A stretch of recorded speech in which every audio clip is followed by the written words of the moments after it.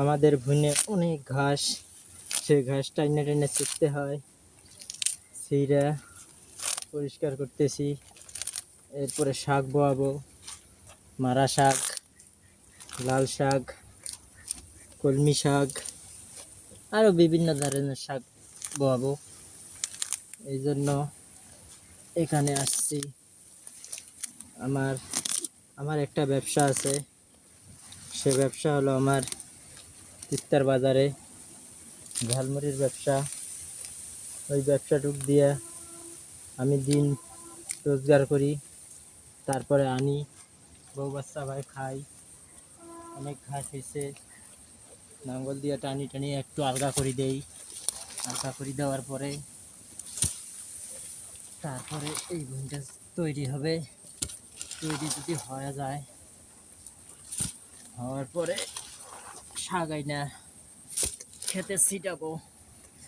কয়দিন পরে শাক হবে, সে শাক খাওয়াও যাবে, আবার বেচাও যাবে।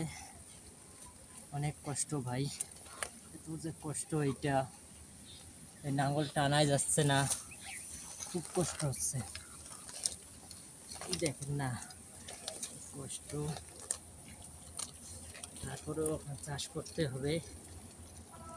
এটার ভিতরে বেসন পারছিলাম, সেই বেসন গুণ ফেলে থাকার কারণে এত ঘাস হয়েছে, বুঝছেন?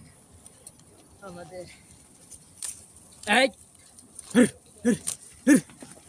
ছাগল নিয়ে আসছিলাম, সে ধান খায়। ধান তো এখনো হয় নাই, সে এখন মনে করে যে ওয়া হয়, সে ওয়া খায়। সেই জন্য ছাগলকে দাবার দিলাম।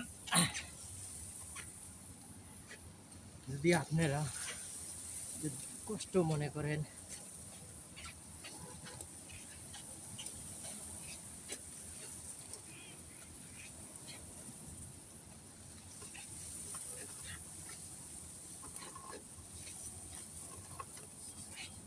দেখেন সেই কষ্ট হচ্ছে, কষ্ট